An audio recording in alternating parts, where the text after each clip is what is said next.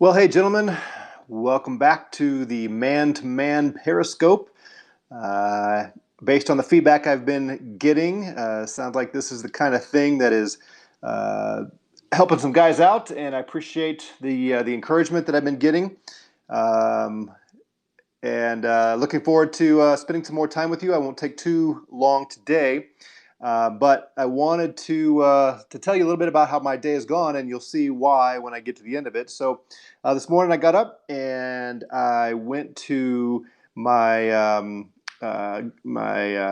French press, ground up coffee, put my French press in there, got my iPad and read a couple chapters from a couple books, and did some praying and enjoyed some quiet time there before the house started stirring with other people.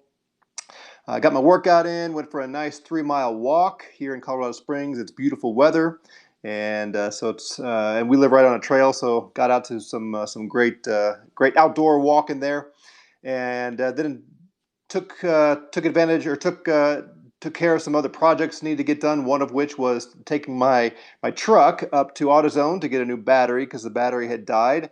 It was going anyway, it sounded like, but this sitting in my garage for 3 weeks, virtually unused, that did it in. So anyway, why am I telling you all that other than to just share what's going on in my life? Here's the thing.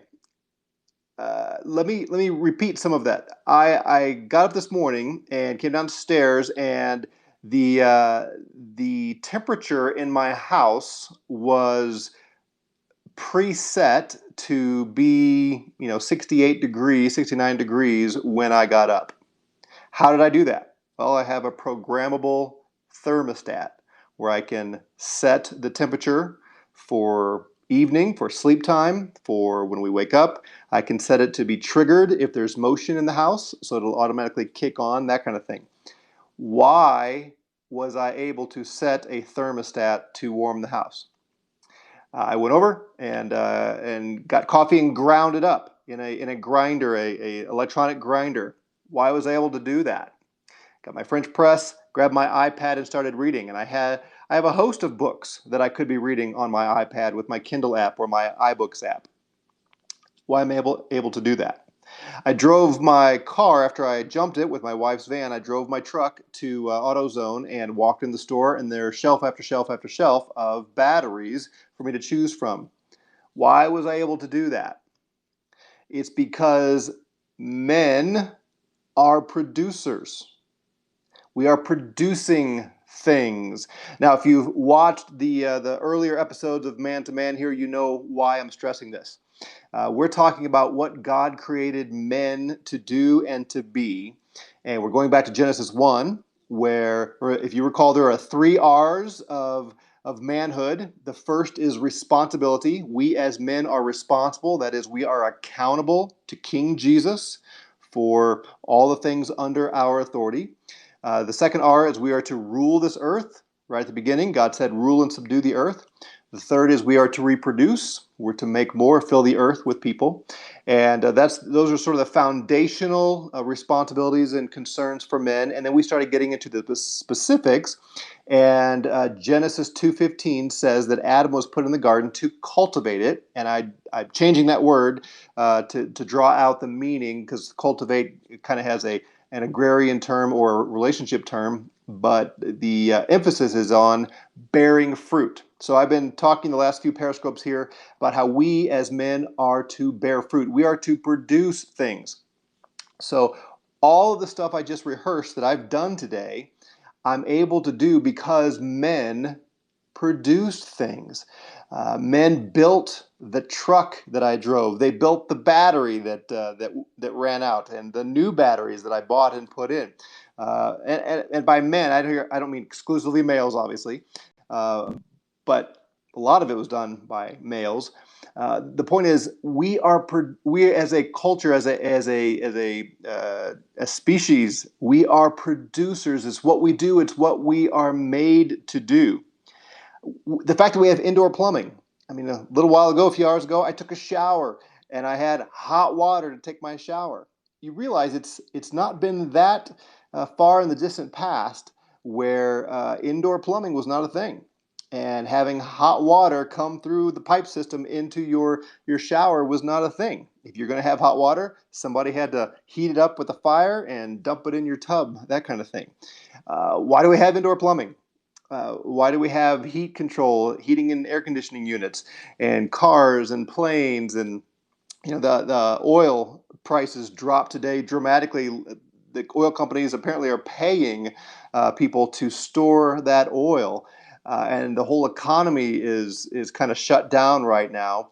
And the when you think about how much oil drives all the energy that it provides, and it's all stagnant because nobody's using oil, or we're using far less because of the stay-at-home order. The point is, all these machines, all these things that use oil, we built those, we produced those as men. Think about how we evaluate our national wealth, right? As we've been largely dormant for the last month, and it looks like this is going to extend for a while, at least in some form.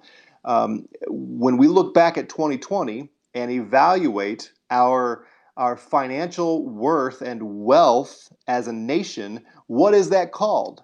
It's called the GDP, the gross domestic product. Our entire value as a nation is wrapped up in how much we produce. I said this in the last episode. One of the things that drives men crazy during things like this stay at home when you can't work is we're not producing things. At least if we're living out of our design, it drives us crazy. Men are not designed to sit around and waste time and do nothing. We're to produce things and make things. And the whole economy is built around that idea, the gross domestic product. So let me ask you a question. Looking back at last week, for instance, were you more of a producer or a consumer? One of the things that has happened, and I suppose this has been true of every generation, but it seems like it's heightened right now, that men are encouraged to be consumers, to sit and take in, whether it's watching movies, playing video games, just surfing the web or YouTube, watching videos hour after hour kind of thing. There's a lot that is appealing. There's a lot that we enjoy, and all of those things have their place, maybe, as long as that place is fairly small. But we can sit and be entertained hour upon hour upon hour. That is not what we were made to do. We were made to produce, not to simply consume. So as you look at last week, did you produce anything? Now, you may not have been able to go to your normal job. Maybe you were able to do your job from home. But let's set aside your vocation here for a minute. In the rest of your life, were you mostly a consumer or a producer? If you're doing what you were designed to do, cultivating the garden, as Adam was told, then you're going to have something to show for it. You're going to make stuff. It can be digital stuff. It can be virtual stuff. It doesn't have to be something you can hold in your hand. But the idea is, how did you spend your time? How about today? Right now, for me, it's 4 o'clock Mountain Standard Time. And so whatever time it is for you, when you watch this, did you produce anything today? Is there something that didn't exist that now exists because of you? That's what we're called to do. That's what we're made to do. I think I mentioned this in an earlier episode. I'm constantly encouraging, especially my son. I've got 3 kids, 2 daughters and a son, and I'm constantly encouraging my son, and more than encouraging, requiring him to produce things because he's so drawn to consuming. And again, I'm okay with some consuming, and there's a lot of consumption. For instance, music is one of the things that he produces. He writes and records songs, and I love that he's doing that, and I help him. We had a great time last night, spent a couple hours together working on some guitar stuff for a song we're hoping to get out in the next week or so. And he can become a better songwriter and a better musician by listening to other musicians who are better than him, right? So I don't mind him consuming some of those things. Sometimes it's with a specific purpose, as he's evaluating to see if he wants to incorporate some style and things into his music. Sometimes it's just pure entertainment. And again, I don't shun all of that, but I'm constantly telling him, Don't just sit around and listen and listen and listen and consume, but learn from it so that you're able to produce better things and more things. It's who we're supposed to be as men. I want him to grow up into manhood and do what he's called to do, which is produce. Do you realize, last time, I believe it was in the last episode, we talked about how Adam, as he was given the garden to take care of, and he was told to rule and subdue it, he had to figure this out. We don't have any indication that God just put it in his head where now he understood everything about animals and plants and that kind of thing. So presumably he had to figure it out. He had to learn how to handle the livestock and how to grow plants and bear fruit in the vegetables and that kind of thing. And he taught those talents and skills to his sons. We know that one of his sons, Cain, grew plants and such, vegetables, that kind of thing, and the other, Abel, had livestock. And the assumption is Adam learned all about those things and taught his sons, and his sons learned, and they passed it on to their sons. So that's what we talked about last time. Well, if you go on in Genesis chapter 4, again, this is after the fall, after Adam and Eve sinned, they're kicked out of the garden. And then you get chapter 4 is mainly Cain and Abel and that whole thing. But then we get a little bit more information about the descendants of Adam before you get to chapter 5, which is the long genealogy leading toward Noah and all that. But in Genesis chapter 4, after Cain and Abel, we learn at least 3 different producers. Here, let me just read this for you. I was going to just refer to it, but let me read it for you in Genesis chapter 4 here. So it says, talks about Cain having relations with his wife, and she conceived. So he's reproducing. He's doing that part of his created mandate. It says here that Lamech took to himself 2 wives. The name of the one was Adah. The name of the other was Zillah. Adah gave birth to Jabal. He was the father of those who dwell in tents and have livestock. So think about that. Here we have early in Genesis this man who is the father, so the originator, the first one, of those who dwell in tents and have livestock. So you have Cain and Abel for a while at least before his brother killed him, learning how to raise livestock and how to farm. And then this guy took that further. And apparently, again, just kind of reading into the story a little bit, but you can imagine as there are more people and there's more livestock around, and they realize, we're consuming all of the food here, all the grass, all the stuff for my animals to eat, and we're outgrowing this area. I'm going to take my family and my livestock, and I'm going to go off over there, over that mountain or over that ridge somewhere, and I need a place to live. So apparently he invented the tent, and became sort of the first nomad, leading his livestock around to different places so they could eat, and learning a lot about farming in that sense, and passed it on to generation after generation after generation. This is early on in Genesis 4. Man's producing, cultivating this earth that he's been given. Then it says his brother's name was Jubal. He was the father of all those who play the lyre and the pipe. I'm a musician. I love that. Right here at the beginning of creation, the beginning of man doing what men are called to do, are musicians, or is at least one musician. He's the father of all those who play the lyre and the pipe. That means he had to produce the lyre, this kind of stringed sort of, think about it as a great-great-grandfather of a guitar. He had to figure out how to make something that would make noise like a string and create some sort of a hollow body kind of thing that would reproduce some sound and tighten it up at the top. Like if you think of a guitar and the tuning knobs up here, I'm sure it was much less sophisticated than that. But the idea is this guy, figured out how to make music and created this instrument. And then he created a pipe. What did he make it out of? We don't know. Something hollow that he could blow through. And he started playing music. He's producing something because this is what men do. But we're not done. A little bit later, It says that this man Tubal-Cain was the forger of all implements of bronze and iron. So now we have someone who's taking bronze and iron and crafting it into who knows what. Tools, hinges, door hinges, I don't know, we don't know. But the idea is mankind, as soon as they're thrust on this earth, mankind is taking charge of it and making stuff. It's what we do. It's why boys like to play with Legos and girls typically don't. You can put all these blocks together and make things.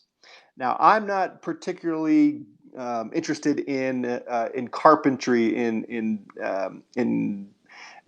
Legos was not my favorite thing as a kid. I did it some, but music grabbed my attention early on. So we all have different areas that we love to produce in. But the point is, as men, this is what we're made to do. We're made to cultivate things, to make something out of nothing. And I wonder how many men who go through bouts of depression and lethargy, and they're just down and aimless and purposeless in life. I wonder how often it's because instead of being taught by their parents to go get something done and produce things, they've been discouraged from that. They have no one has really instilled in them the excitement of producing things. And again, I would say it's our nature as men, but it can be squashed. It can be drugged out of us, through Ritalin and some of those kind of things. It can be sort of stifled through teachers and instructors that just don't understand how boys are built and how we want to be active and doing things. And you go into manhood, and what do? We get a job because we've got to make money. We want to make money. And we go check the box, go to our job 9 to 5, and come home, and we tell ourselves we're tired, we're worn out, we got just veg, and we consume. We consume videos and TV and binge on Netflix and whatever, and get up tomorrow and do the same thing. Get up and do your 10 minutes of quiet time, because that's what Christians do. We got to have a quiet time, and you eat some breakfast, and you go to work, and you check your box, and you do your thing, and you come home, and you watch television, and you binge on YouTube or whatever, and go to bed and do it all over again. And then Saturday, Saturday I need a day off, and so we just chill out on Saturday, maybe do a little project to make ourselves feel better or whatever. That is not who we were made to be. We are made to work, and not just work though. And this is what I keep stressing, not just check boxes, not just get it done, not just do stuff, but to produce. This is why I told you earlier, I want to encourage you, don't look at your job primarily as just going to do the thing at work. You're part of producing something. Whatever your work is, whatever you get paid for, you are producing something, or at least you're part of a company that is producing something. Look at it that way. And when you come home at night, produce something. This weekend, produce something.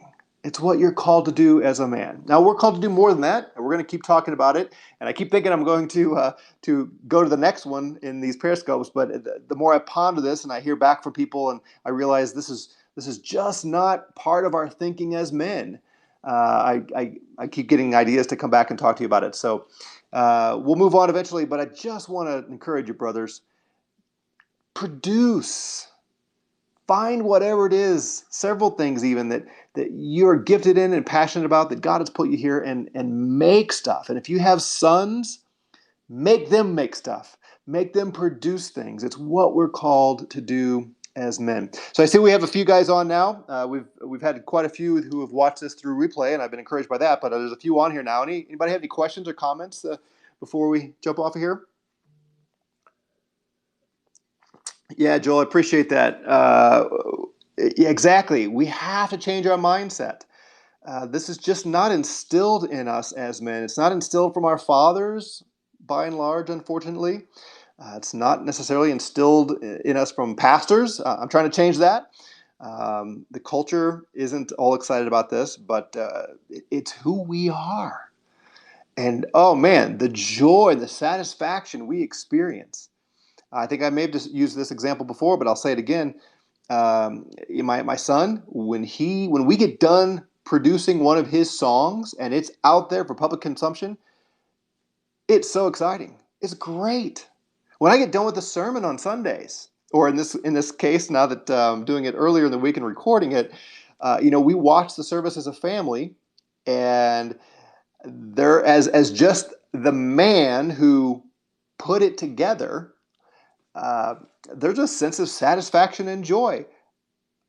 My family and I, we did that. We recorded those songs, and I preached that sermon. And so, just remove the spiritual aspect of it. Of course, I'm wanting to feed the flock and encourage the sheep, but as just a man, to have a sermon that I can watch again on video and realize I put that together, I shaped it, I formed it, and it's there for people to grow from. I just great satisfaction from there. Yeah, Jordan, great point. Men can feel guilty that their work is not spiritual. Yes. From one perspective, of course, there's a distinction. If I have the choice right now between preaching the gospel to an unbeliever and producing this Periscope or writing a song with my son, I'm going to preach the gospel. For that person, the most important thing that could happen to him is for me to preach the gospel. So, of course, from one perspective, certain things have greater urgency. But from another perspective, everything we do as men is spiritual. In terms of if we define spiritual the right way, which is I'm supposed to please King Jesus. That's what's spiritual, pleasing King Jesus. And he has called us as men to produce. So if you're raising your livestock, you're building a barn, you're fixing your car battery, you're making your coffee, and producing a cup of coffee from beans, whatever. That's a silly example, but it's what we're made to do, is to produce, and that's pleasing to the Lord. Yeah, great comment. Just looking to see if we got any more responses here. If not, I will let you go, and we'll come back later on and talk about some more things.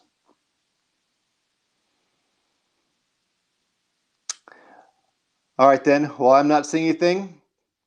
Glad to have a few of you join me, and